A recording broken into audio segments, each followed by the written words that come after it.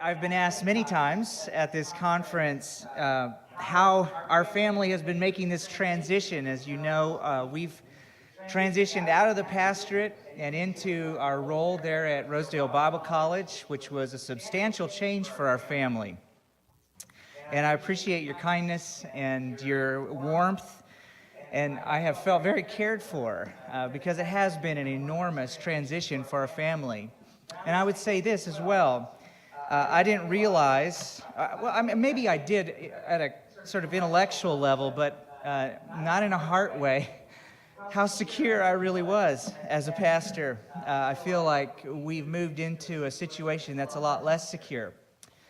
And there have been times where I've felt like a baby Christian almost, and wondered if I knew what it meant to pray before. As we've faced challenges at RBC. And I want to just say a couple words about that and about those challenges.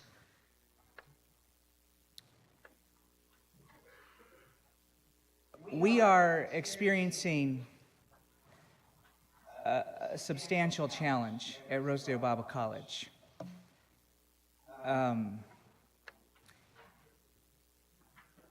Just to give numbers to this challenge so that you're aware of what we're staring down. If the same number of students would enroll that have enrolled this year, and if our annual mortgage payments on the new building were to go unfunded, that deficit would exceed $500,000. And with $1 million budget, you can't do that very long.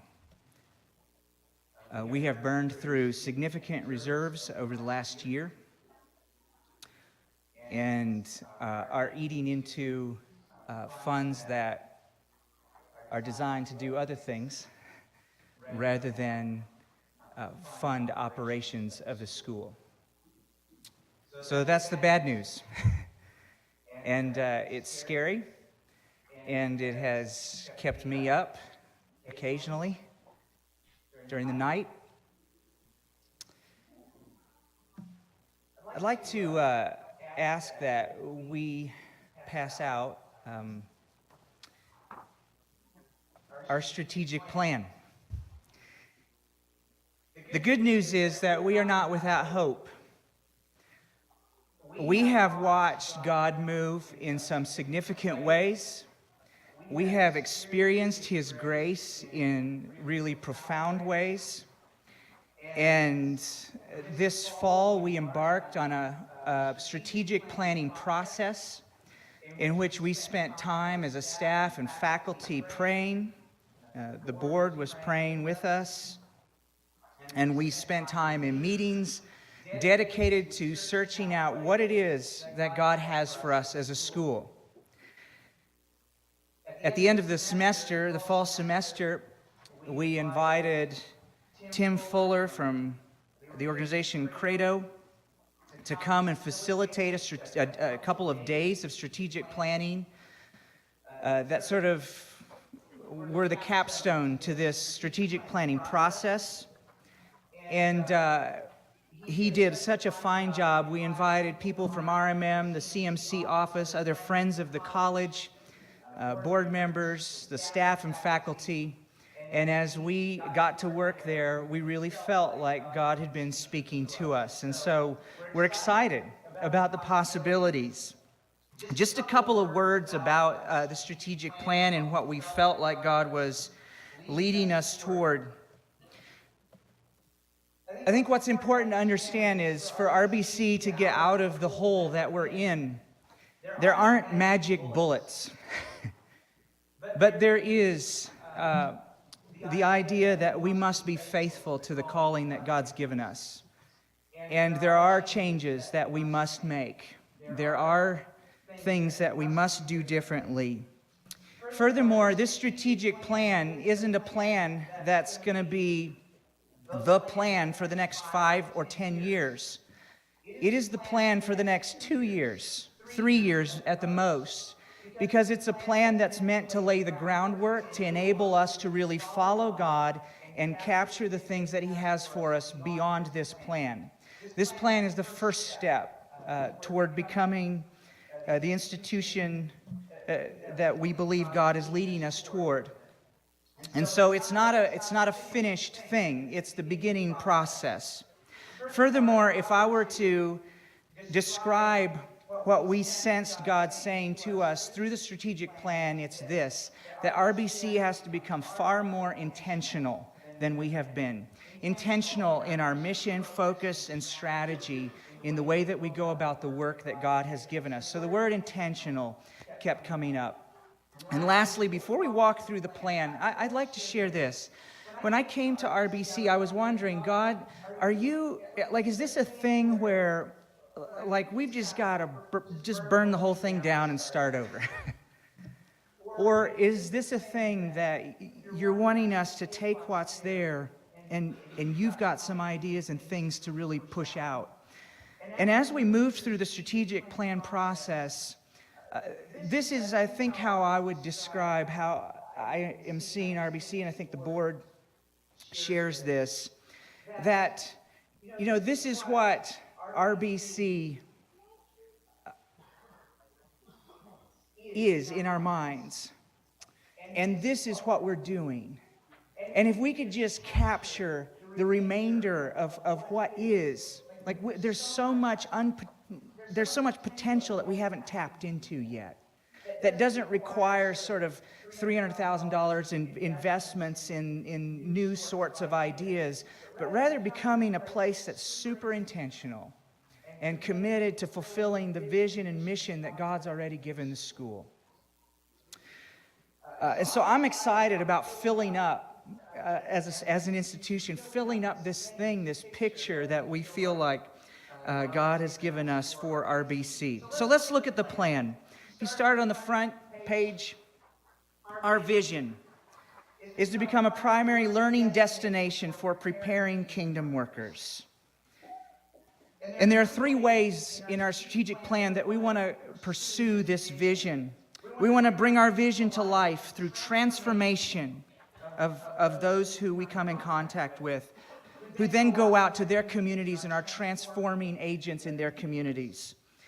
The second piece of bringing our vision to life is margin for mission. And finally, thirdly, we want to pursue partnerships with people who we can partner with in preparing kingdom workers. So if you flip over, I'd like to just walk through the highlights of our strategic plan. We want our students to experience transformation so that they can leave RBC prepared to transform our world. RBC has morphed. Years ago, RBC was a place where you might go spend 1 or 2 terms there in a year's time. So we had 5 6-week terms. And after you got done with your fall harvest, you'd go to RBC and you'd spend 6 weeks there. Maybe you'd make sure and not miss winter term because that's when everybody came. And then you'd go home for spring planting and you'd do your thing. Well, the reality is that most of you all don't farm anymore. And so a lot of our students have been coming for 1 year. It's been sort of viewed as a gap year program. Occasionally, students will stay for 2 years, but we've sort of seen the second year as a continuation of the first year, sort of more of the same. And what we're proposing is that we become intentional about what we're doing with our students, that you're coming for a program that is aimed at transforming you as a student. The first year, we want to focus on your spiritual formation. And so we're restructuring our academic program to say, look, when you come to RBC year 1, there are a certain set of classes you're going to take. You're going to be in a spiritual formation class. You're going to be taking Bible classes that walk you through all of Scripture that first year, from Genesis all the way to Revelation. And that's part of the curriculum. And those required classes will take up half of your allotment of classes. The second half of your classes you can choose. In the past, we've sort of set a catalog in front of a student, said, here's what it takes to graduate, and then you kind of pick your classes within this sort of stream of classes. And what we're saying is, no, we are a program for people. When you come to RBC, you're entering a program, and the first thing we want to do is ensure that you've developed spiritual habit that will serve you well the rest of your life. The first thing we want to do is ensure that you understand the big themes of Scripture, that you know what you're looking at when you read the Bible. Furthermore, we're mandating that first year that you take basic Christian belief classes so that you understand basic Christian doctrine. You can't leave Rosedale and not understand some of the basic Christian doctrine. I'll tell you why I'm passionate about this and why we're passionate about this. We do not want our students to be disillusioned with the church or wondering why the church matters or how the church matters, because that is rampant. We want them to be convinced and understand that God's plan A is through the church. And here's why this matters. Here's why it matters that you plug in and that you serve and that you're useful to the people of God.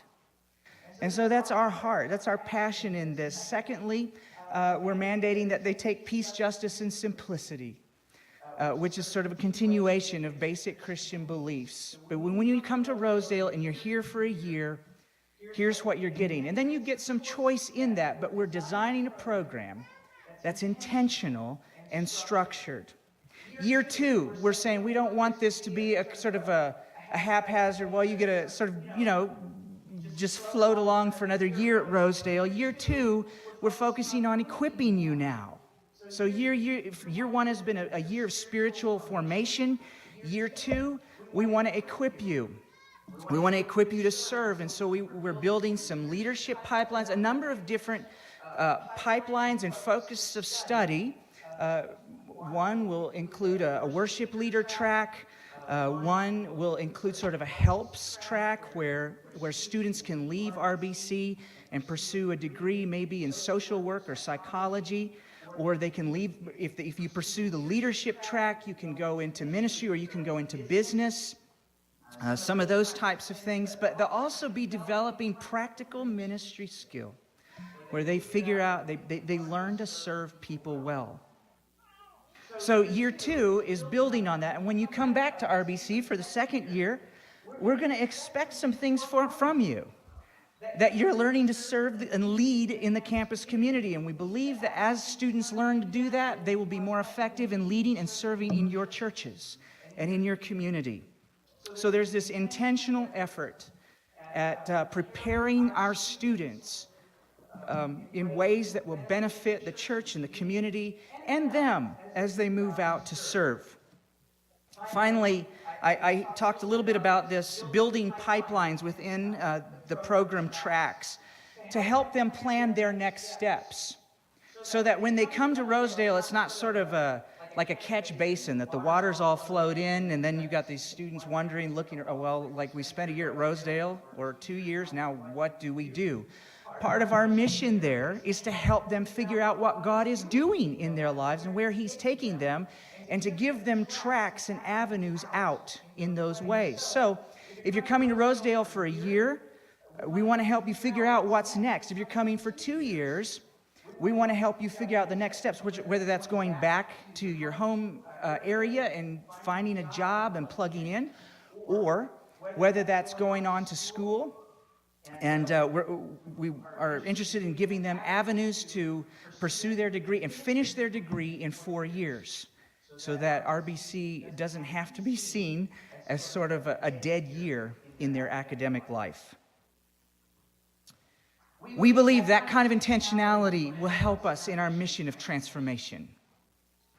Secondly, we want to build margin for mission. We want to become a place that's financially stable, where we're not sucking down hundreds of thousands of dollars in debt every year, because it's not sustainable. When we become financially sustainable, we want to be able to invest in missional programs that may not produce financial revenue. To do that, we want to change some things internally. And, so I know for a number of you, these things probably aren't nearly as interesting, but we really want to work on creating a culture of accountability at RBC. So there are some basic things with regards to how we entrust people with dollars, manage our budget, and some of those types of things internally that we're really working to reshape. And so I'm not going to get into all the details of that, only to let you know that our changes aren't simply programmatic, but they're also institutional in some of the things that we're trying to do to foster a kind of accountability, building in goals and accountability to those goals for our different departments that we're responsible for, some of those things to help us really move the ball forward as a college. We want to strengthen our recruitment and retention efforts. Historically, RBC has sort of given leftovers. You know, to the college's credit, I'm telling you, I am so impressed with our faculty and the kind of just the quality we have there. It's amazing. But we've spent a lot of dollars ensuring that what we're offering at our core is good, and that's awesome. But historically, we've said, well, people should just sort of send us people, and they should know that. And the reality is, most of your people that you'd like to see at Rosedale aren't quite sure why they should be there, and have a lot of other good alternatives. And so we haven't given a lot of dollars to marketing. I wish we wouldn't have to. It'd be awesome if we didn't, but the fact is we do. And so Hans has been working tirelessly, and tiredly to help us reshape this. And so that's part of the thing that we're working on. And then, of course, eliminating the student center debt. We've got $1.4 million in debt. I remember when I came, though, I was walking around campus, and I told Sarah, I cannot imagine trying to envision a new Rosedale without that student center. If you haven't been there, it's incredible.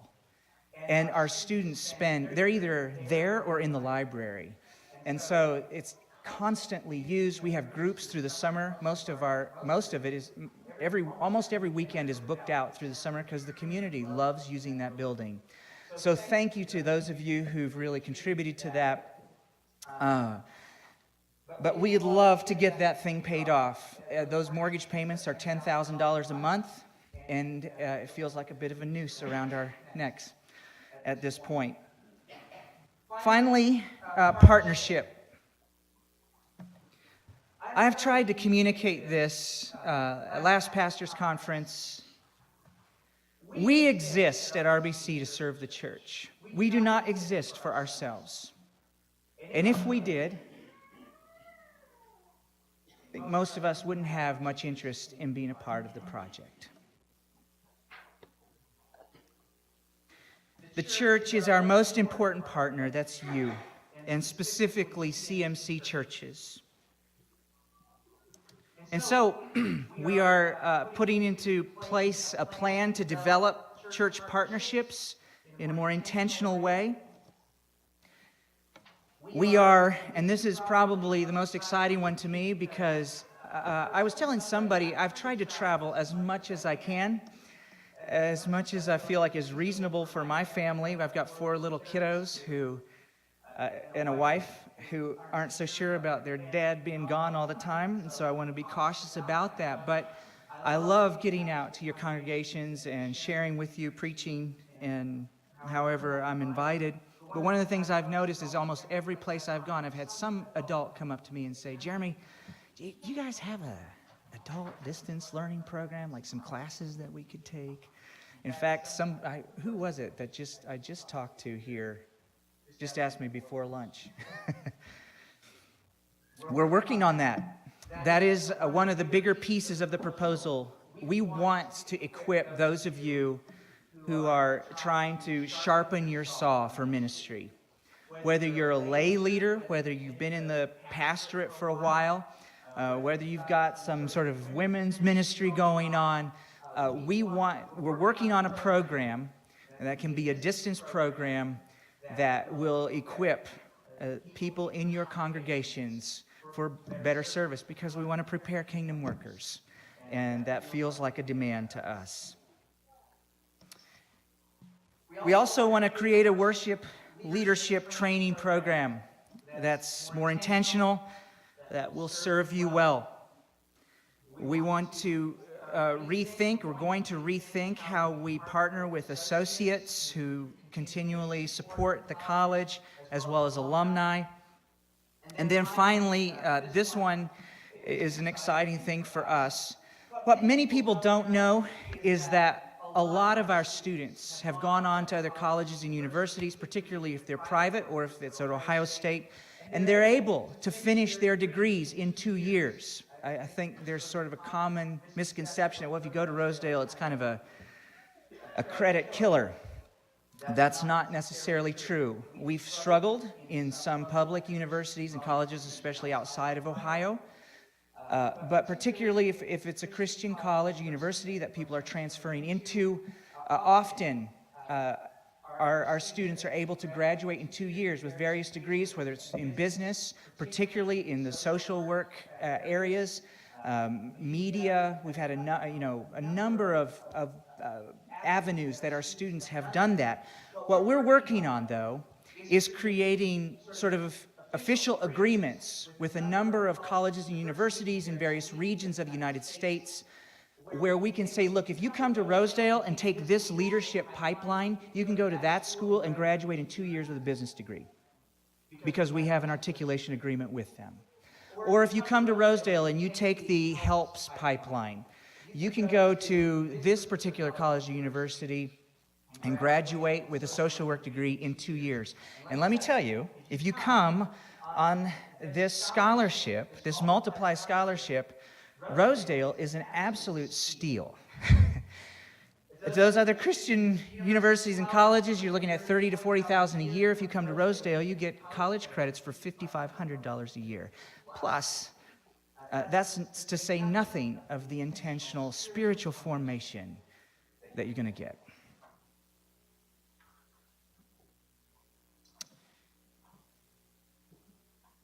This is not the end-all be-all for Rosedale Bible College.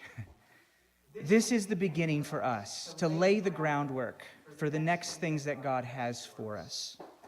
And we're excited about pursuing this vision. What I'd like to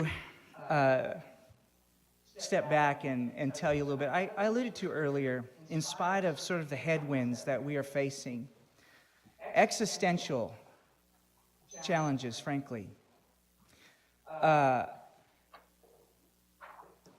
It's difficult for me to convey how swept along by the Spirit of God that we've felt on many occasions.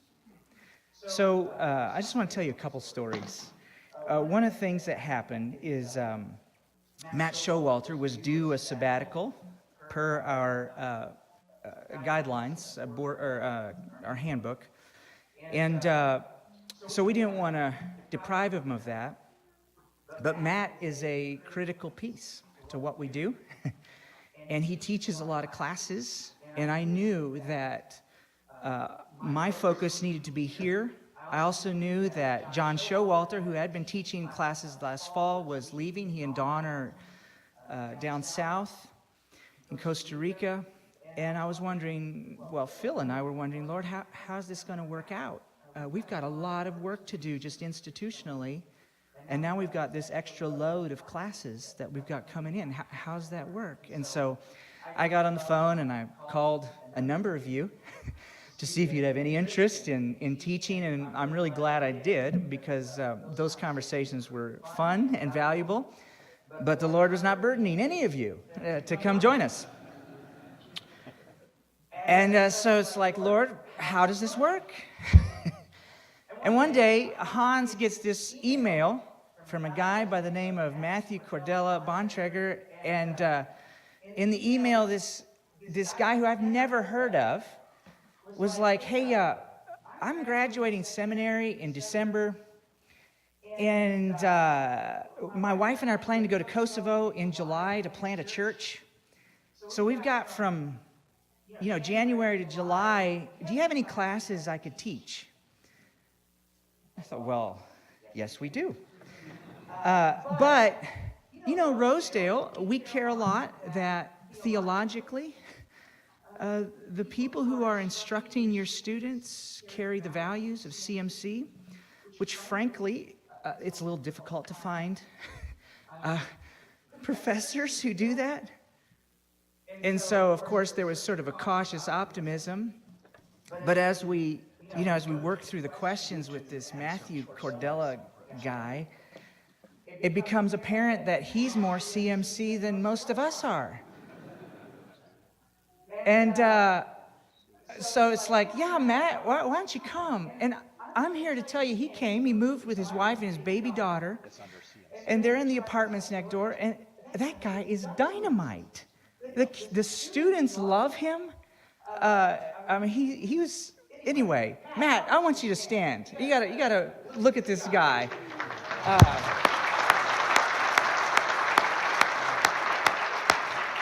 Anyway, to watch how God provided, when I never knew he existed prior to, this random email to Hans.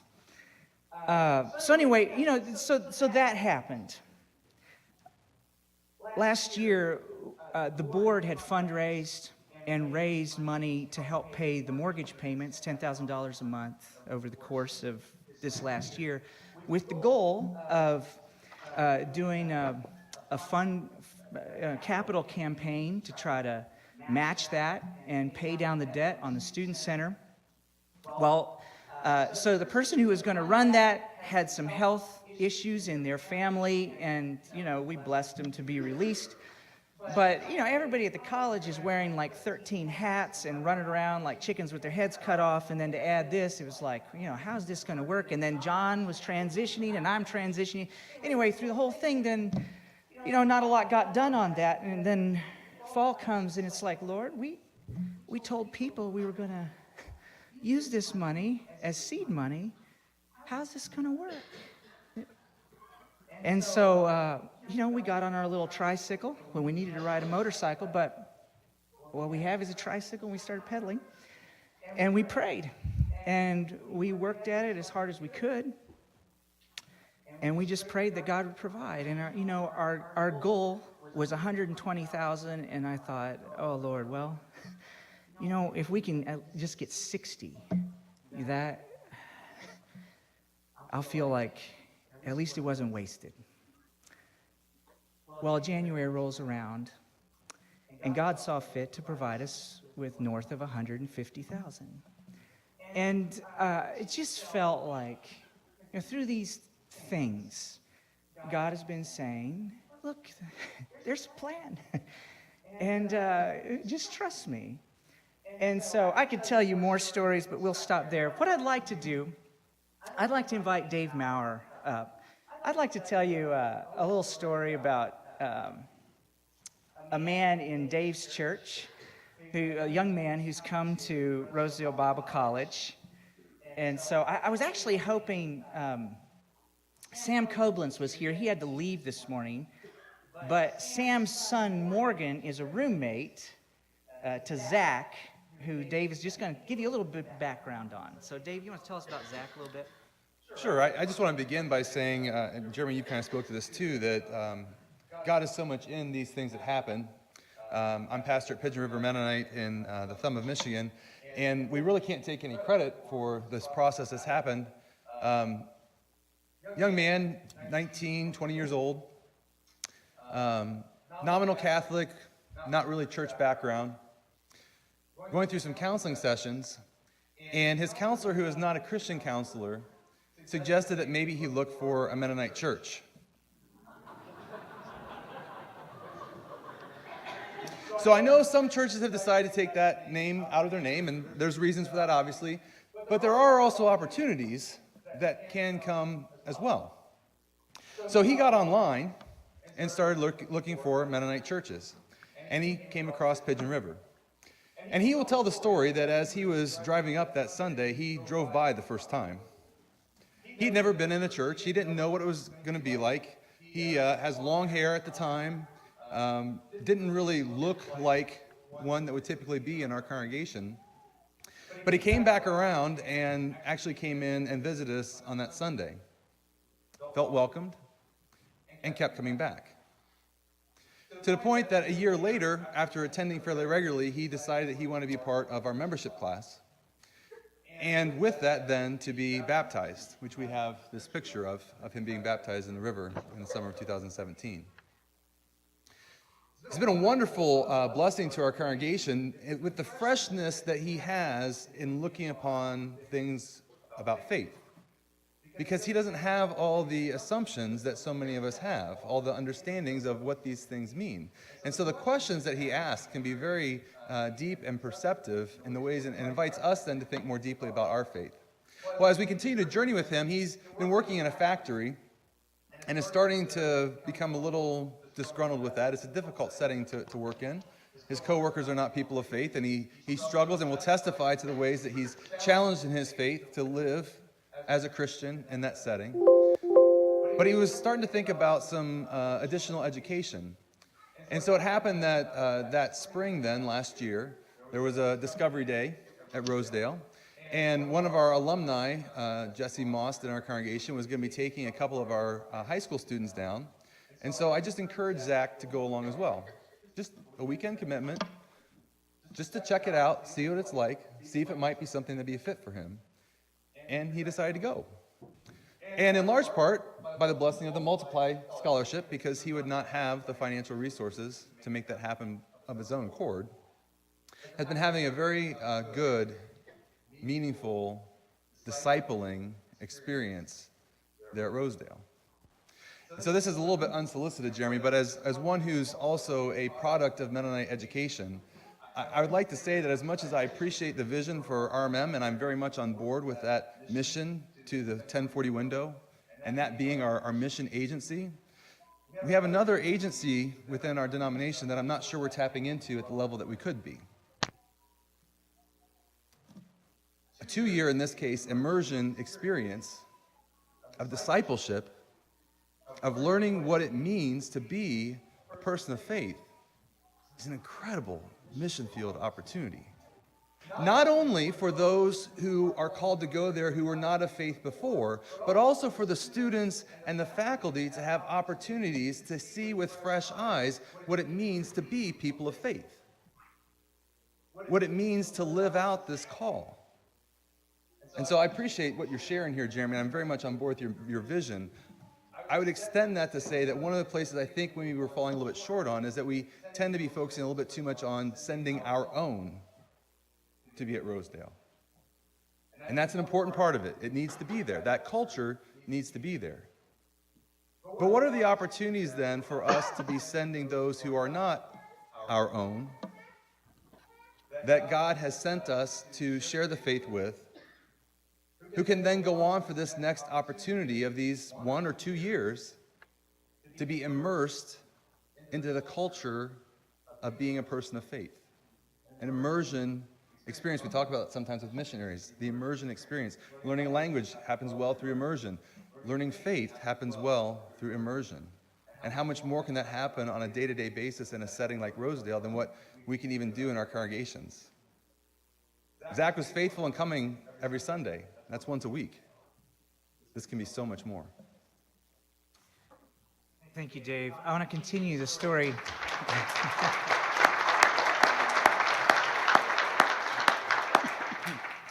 I want to continue the story with Zach a little bit. So Zach, I mentioned, is rooming with Sam's son, Morgan, from Hartville.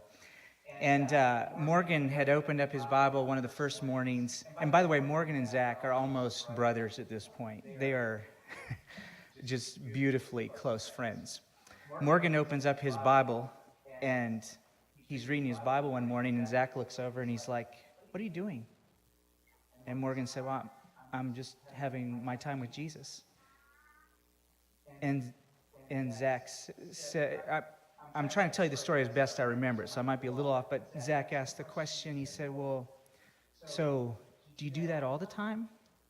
And Morgan said, "Yeah." Zach said, "Well, what do you do?" So Morgan kind of told him, and And Zach said, well, I think I'd like to do that too.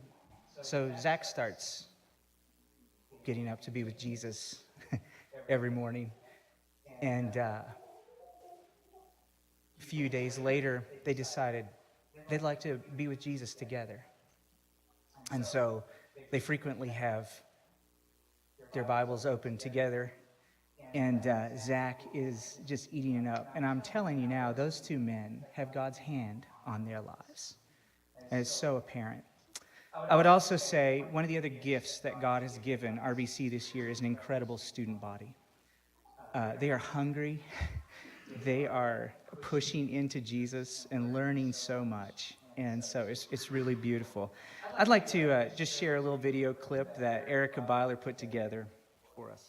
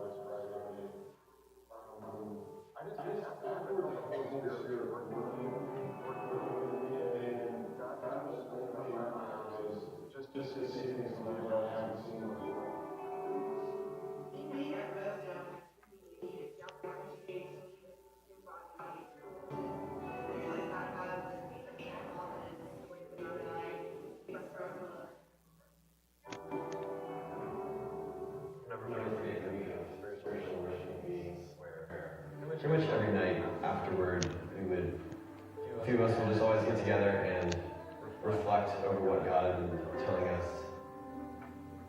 Through my internship, I found out that I want to pursue teaching English as a career and working with internationals because it's something that I found that I'm very gifted in. And there was one night in particular where we were just praying and encouraging each other, and we felt the Spirit of God come on so strongly, and it was just a really powerful and moving experience. God has taken a small thing that we started just encouraging each other and just brought guys along together with it.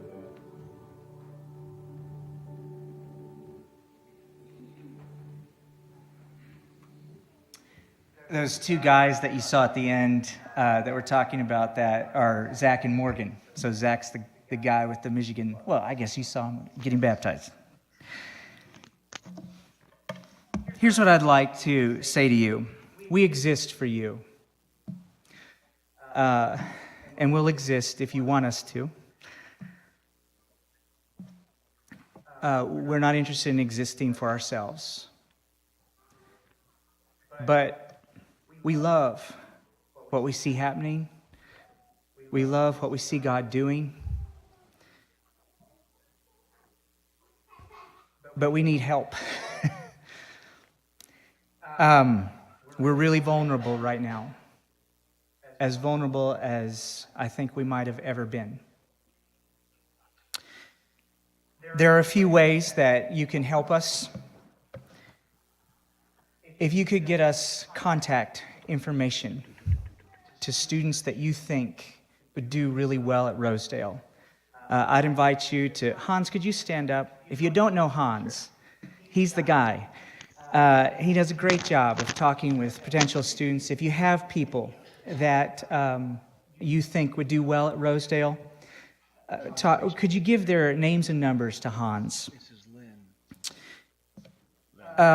Secondly, sort of the most basic need is we need dollars to get us over the hump. And so, I don't know what more to say. I don't want to beg. But if it's a vision that God's given you for your congregation and you would like to help, this would be a powerful year to do it. Third, I love getting out to congregations and serving you by preaching and connecting with you and your people. One of the things that some of you have done is you've allowed me to come, and what we've done is have a meal or throw a pizza party and invite parents and the youth to come, and we just talk about Rosedale. And so I've gotten to do that on a couple of instances, and some of you have been really gracious about helping set that up. And so we would be thrilled to be able to do that. And I would say this, it's increasingly important that parents are there. It used to be, so we went through a phase, I think a number of years ago, where parents were like, I don't know, my kids are going to do whatever they're going to do. I have no say over their lives. And so I think the school kind of felt like, well, it's useless talking to parents. We need to connect with students. But we're in a phase now, a different generation, where parents are really hands-on about the decisions that their kids are making for the next steps. And so I love having the opportunity to talk with parents. I think Hans does as well. And so if that would be in your wheelhouse and you would want to have us out, we would love to connect with your congregation. I think what I'd like to do for maybe just a minute or two, I know this is dangerous, but perhaps there's a question or a comment that you would like to make. Is there a microphone that's... I sprung this on the sound guys. Oh, Brian, you got it up here. And if not, that's fine. Yeah, Myron has a comment in the back or a question.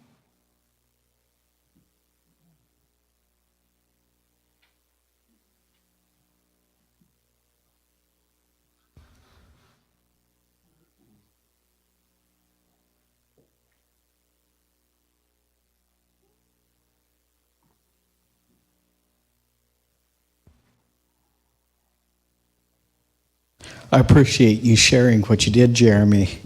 Myron Mast from Lighthouse Fellowship in Plain City. I just wanted to give a note of encouragement. My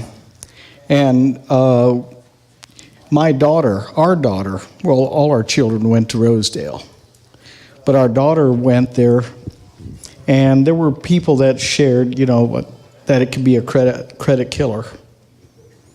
And she applied to Ohio State for dental school. And every credit was accepted except one was halved. And for her, it was a delightful experience. Our son came out of college, went to Rosedale, and he said it was the best experience he ever had. And our oldest attended there as well. Rosedale is a blessing. I don't have deep pockets, but somehow we need to make things happen. Well, thank you. Yes. I should note the Multiply Scholarship. I want to clarify this. The Multiply Scholarship that we offered last year was a scholarship for one student from every congregation. What we're saying now is send them all. If we can fill up Rosedale, we can break even next year. And so we'll take as many from your church. You don't have to worry about sharing, dividing, whatever. But we love the opportunity. Well, when I ask Linford Schrock, our accountant, this question, I want to pull my hair out because he's always saying, well, what about this? Or if this happens or that happens. So, and now I'm starting to think like that.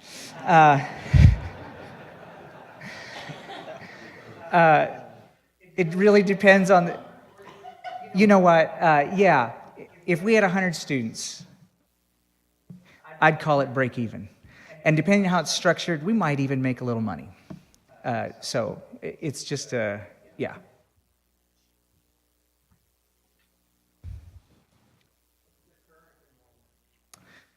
We have right around 50 students.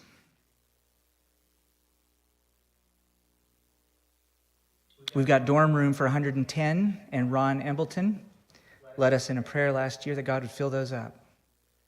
And each day, staff and faculty gather to pray. And most every day, well, we always pray for students, but most every day we ask God to send us more. So we're praying. My name is Benji Martin from Lancaster, Pennsylvania. Out of this group here, I think there's only one person who's graduated Rosedale since I have. So my experience, my parents went to Rosedale. I didn't grow up in the CMC church, so Rosedale wasn't really too much on my radar except for choral camp. So I decided to head out there for a year. And I went into Rosedale thinking I had a projection, sort of, but didn't really know where I was going with it. And through the mentorship of the faculty at Rosedale, specifically Conrad and Lynette Showalter, but others as well, kind of found a vision for what I knew God wanted me to study and what I knew God wanted me to do. So from Rosedale, I spent 2 years there, also interned at London Christian Fellowship with Rob and Doris, learning a lot about church ministry, pursued a social work degree, and because I knew that's what God wanted me to study. And so I went and I did have a perfect transfer, for whatever that's worth. I did go to a Christian school, but everything from Rosedale transferred in. And through my time at LBC, I realized that church is really where God is calling me personally. So I am planning to be a full-time pastor by the end of this summer. But I have seen confidently how God has used my time studying at Rosedale, interning at the church at Rosedale, how he's planning to use my educational background in social work in our poverty-ridden context with much abuse, with much like domestic violence abuse, with much drug abuse and alcoholism, and like I said, a strong poverty mindset, how God called me both through education and through ministry, but all of that really was from Rosedale's vision of hear God's voice, find your own.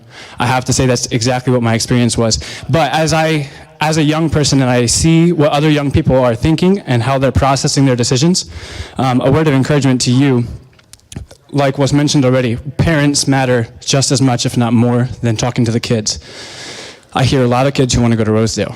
I hear a lot of kids who want to go to a Christian school, and I hear a lot of parents saying, but where are the dollar signs on the other side of that? I had a friend specifically, a very close friend, who wanted to go for pastoral ministry, and his parents literally said no. And they're Christian people.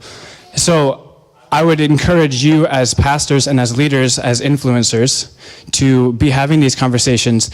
Obviously, we're not going to be forcing people to go to Rosedale, but to cast the vision among leaders and parents, youth pastors, to give a vision for it.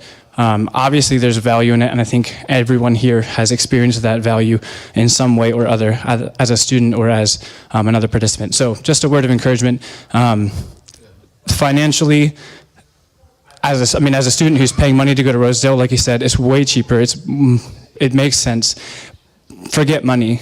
The ministry of what Rosedale's doing is effective, and I appreciate it. Thank you, Benji. That might be a good note to end on. If you have if there are other questions or comments, feel free to talk to any of the faculty or Hans or myself.